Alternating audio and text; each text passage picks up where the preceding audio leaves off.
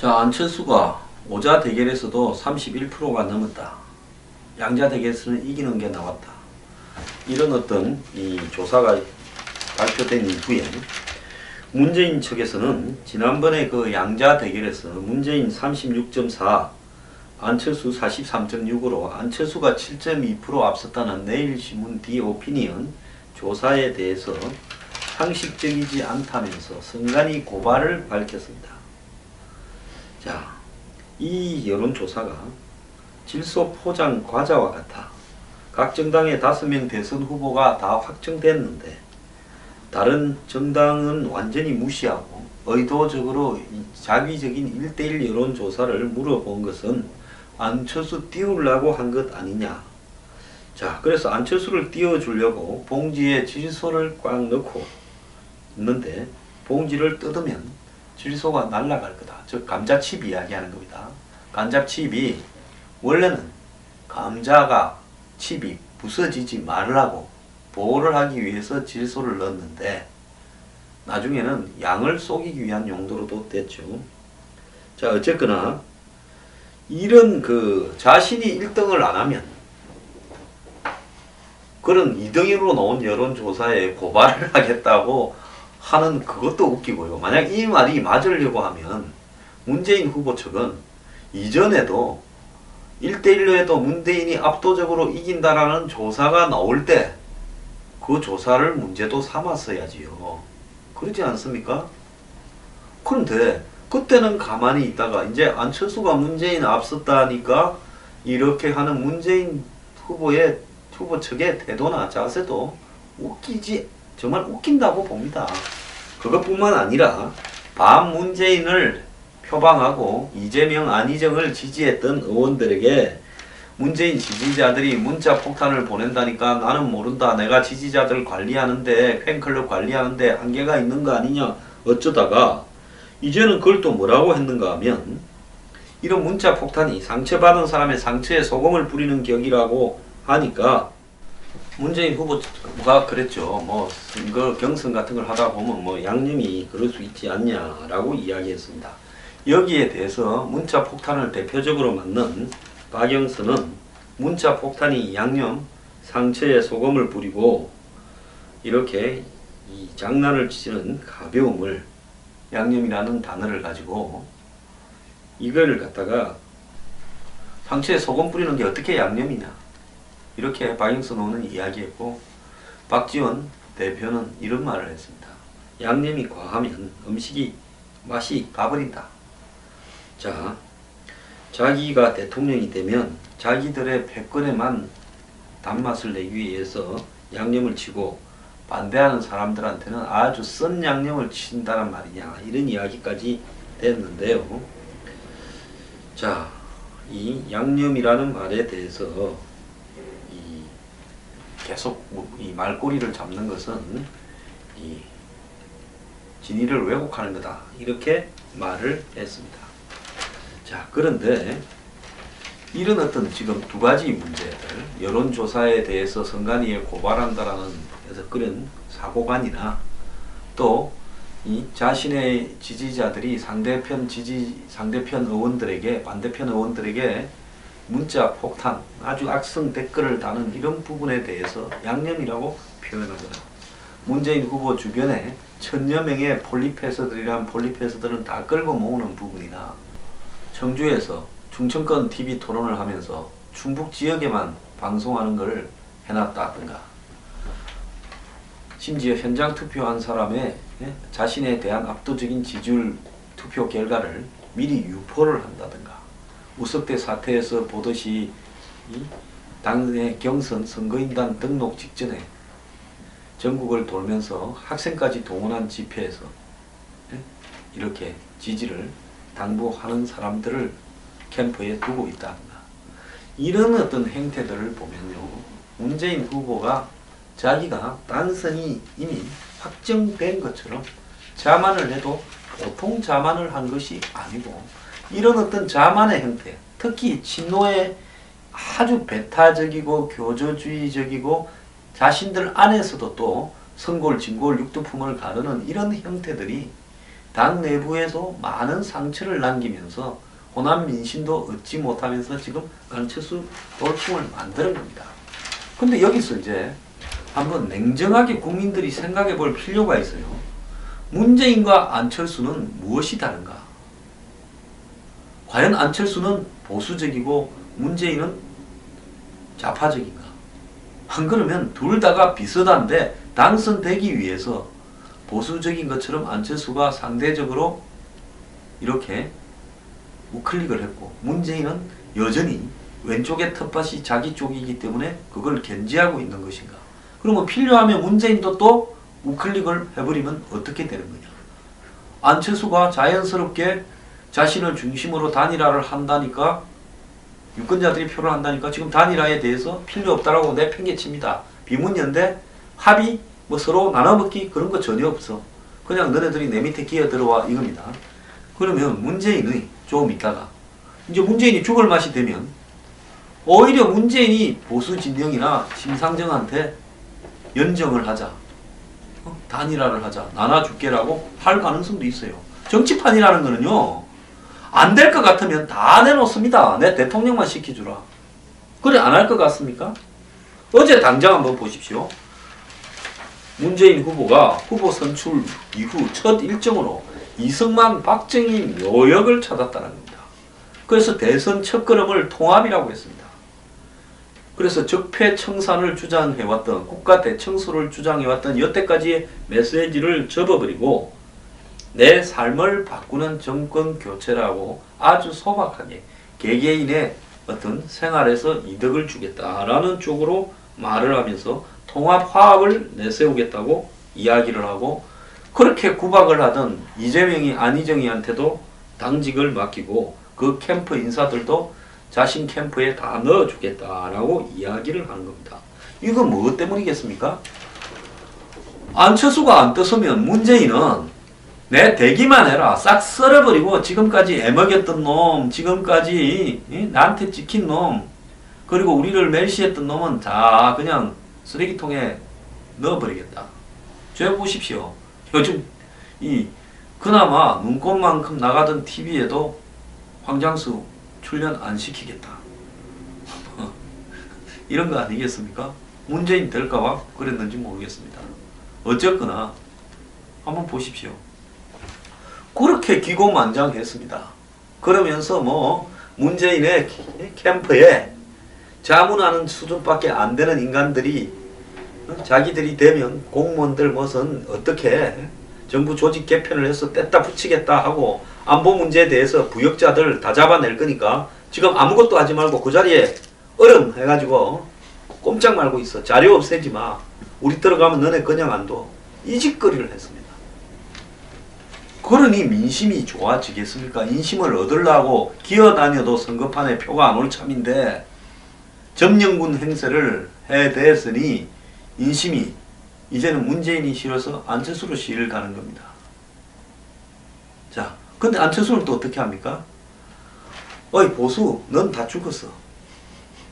너네들하고 뭐 인위적인 통합이나 반문연대 이런 거 필요 없이 나한테로 대세가 쏠리고 있으니까 너네들이 기어 들어와. 자, 따지고 보면요.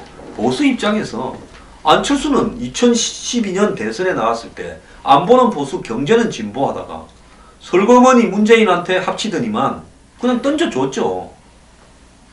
그러더니만 문재인 지지 선언해서 같이 선거운동 다녔고 또 자기 정당 만든다고 그러더니만 새정치연합이나 이름 달고 그냥 민주당 대표한 거 아닙니까? 그러면서 안보관은 DJ 안보관을 그대로 안철수가 따랐던 거 아닙니까? 에? 개성공단 유지 뭐 또 붙어해서 사드 반대 똑같았어요. 그러다가 이번에 문재인이 후보가 되면서 야권 진보 쪽을 거의 통평정을 하니까 안철수가 이쪽 표를 좀 얻으려고 사드를 뭐 어떻게 바꾸겠냐, 또 개성공단 뭐 무리가 있다 이러면서 우클릭을 하는 겁니다.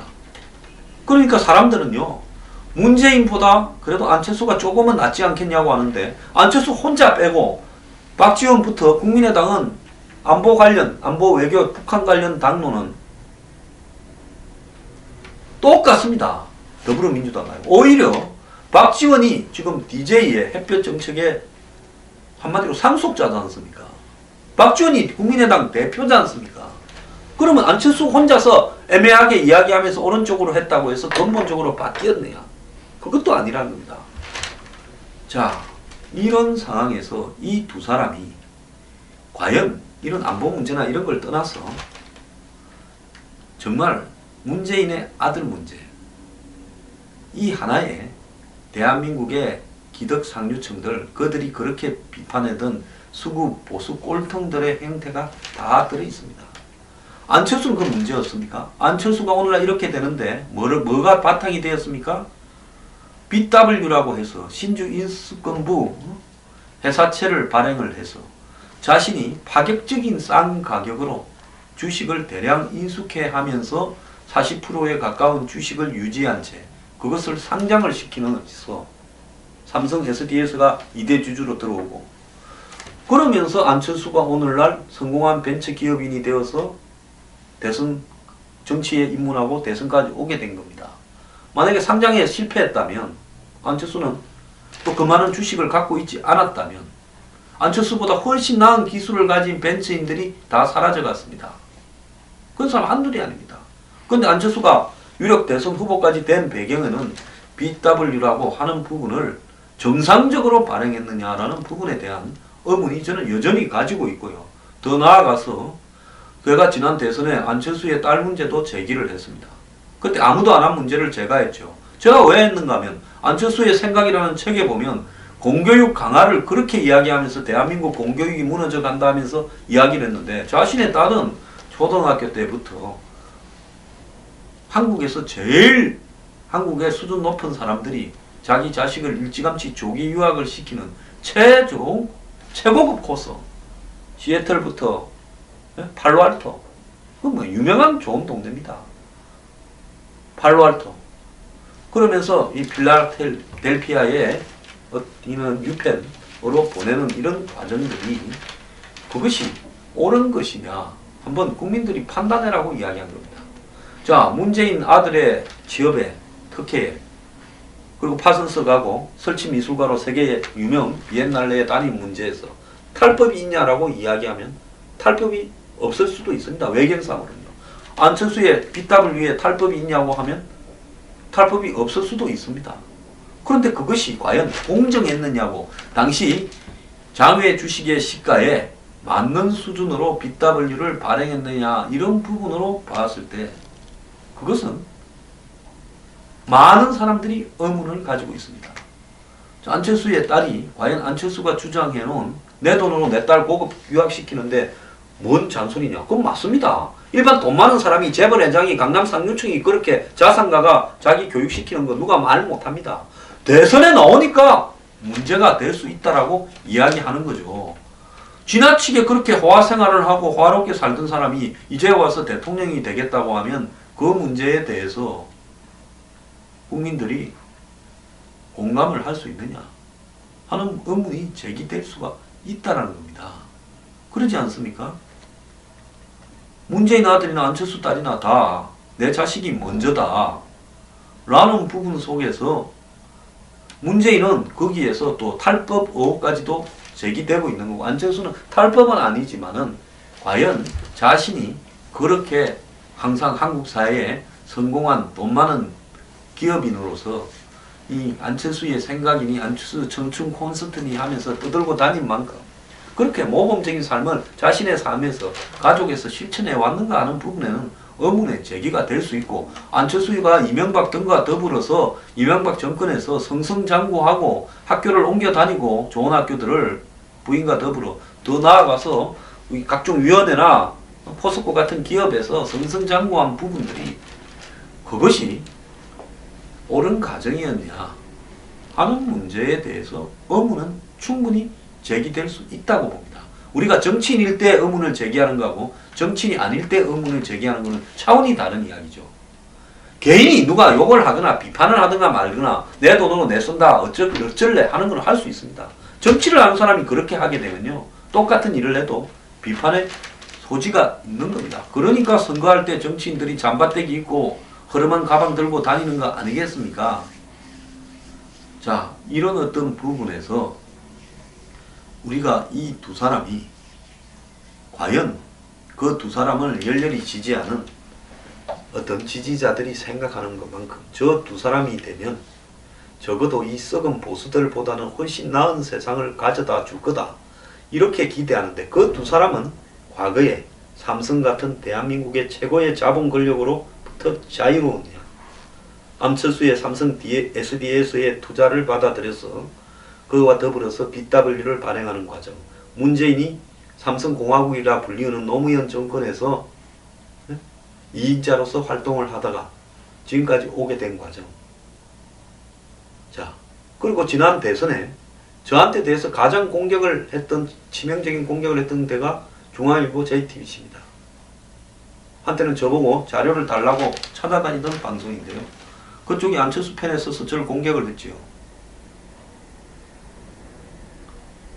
자, 안철수 후보는 과연 자본으로부터 자유로운가? 이 두 사람은 자신이 정치인으로서 되기 전에 또 정치인으로서 된 이후에 자기 자식과 관련해서 자기 가족과 관련해서 정말 도덕적인 삶을 살았다고 볼 수 있는가? 이런 부분에 대해서 우리는 이 둘 중에 하나를 택해야 한다고 해서 덜 미운 쪽을 골라야 된다라고 하면서 한 사람은 또 거의 당선이 될 가능성이 매우 높다. 지금은 좀 낮아졌지만 그렇다고 해서 검증을 하면 다치니까 안 해야 된다. 이런 것이 옳은가? 저는 두 개 다 틀렸다고 봅니다.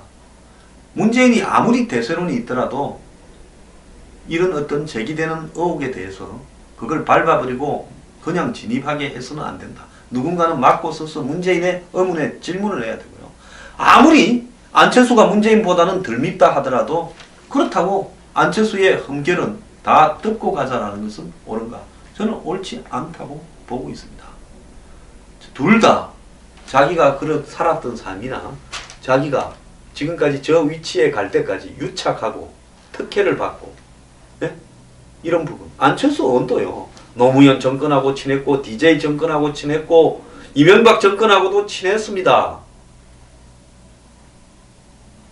안철수 의원이 마치 하늘에서 떨어진 것처럼 고고하게 이야기하고 계획을 이야기하는데 안철수 의원도 과거를 돌아보기 바랍니다. 문재인요. 국가 대청소를 하기 전에 주장하기 전에 자기 집구석부터 청소를 해야 되는 거 아니겠습니까? 자, 이 두 사람들이 불편하니까 제가 요즘 텔레비에 안 나가는데요. 뭐 관계없습니다. 뉴스 브리핑으로 끝까지 둘을 검증을 해야 된다.